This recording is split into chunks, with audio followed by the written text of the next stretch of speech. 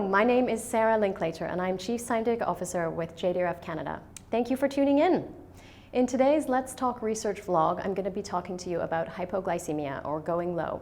And this is one of the most concerning aspects of living with type 1 diabetes. Hypoglycemia is difficult to predict because there are actually dozens of factors that can cause blood sugar to vary, especially in people with type 1 diabetes who are always at risk. Having too much insulin on board is one of the things that can cause blood sugar to drop. Other factors include prolonged or intensive exercise, skipping a meal, or drinking alcohol. So how do you know if you're experiencing hypoglycemia? The severity of hypoglycemia can vary from mild and moderate to severe, which is what we really worry about. Mild and moderate hypoglycemia is usually defined as having a blood sugar of below 4 millimole per liter, and symptoms can include dizziness, confusion, nausea, problems with vision or speech, and shakiness. Severe hypoglycemia is usually defined as having a much lower blood sugar level and usually requires another person to help treat it. Symptoms can include those same ones we just mentioned, but also loss of consciousness, seizure, and severe hypoglycemia can also be life-threatening.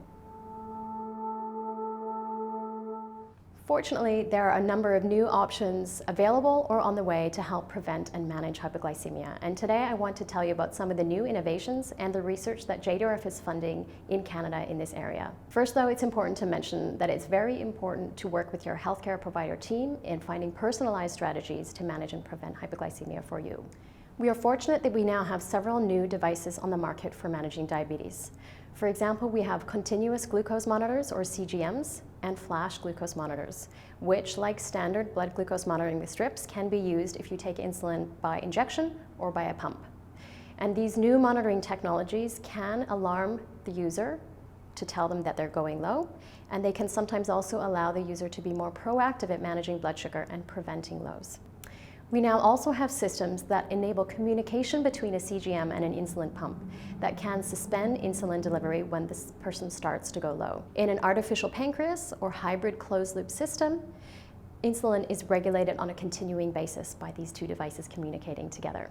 A lot of these technological innovations have been really advanced by the work of JDRF, and it's very exciting to see many of these devices coming to market more and more each year. However, we recognize that not everybody can afford or has access to these new technologies, and that is something that JDRF is trying very hard to change through advocacy. Another exciting development in this area has been the approval and availability of Baqsimi, or nasal glucagon. Glucagon is a hormone produced by the healthy pancreas that prevents hypoglycemia. Rescue therapy for hypoglycemia in somebody with type 1 diabetes usually involves mixing powdered glucagon into solution and delivering it with a syringe.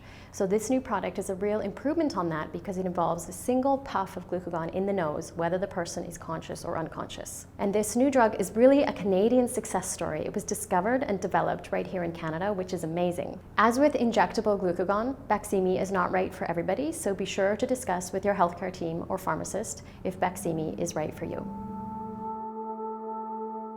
I'd like to spend the last few minutes telling you about some of the exciting work that JDRF is funding in the area of hypoglycemia right here in Canada. In Edmonton, we are supporting the work of Dr. Patrick McDonald, who is studying the cells that make glucagon in the healthy pancreas, called alpha cells, to understand exactly how they work and how we can better protect people with type 1 diabetes from hypoglycemia. In Toronto, JDRF is supporting the work of Dr. Shirley Wu, who has developed a microneedle glucagon patch that is designed to be worn like a Band-Aid to protect a person from ever going low. Although this product has not yet been tested in clinical trials, the idea is that this patch could be worn anytime a person was at risk of going low, such as prolonged exercise, a long drive, or even just going to sleep at night. In Vancouver and Toronto, JDRF is supporting a company called Zuccara Therapeutics, who is developing a drug that can be taken alongside insulin therapy that will prevent a person from going low. And the company is beginning clinical testing of their drug in trials this year. And last but not least, in Montreal, JDRF is supporting Remy Rabassa-Loret and colleagues,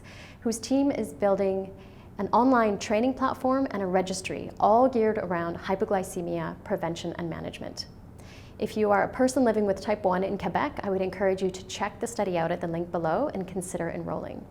Thanks for joining us today. We hope you have enjoyed this overview of innovations in hypoglycemia prevention and treatment. For more about the research that we fund, please visit jdrf.ca.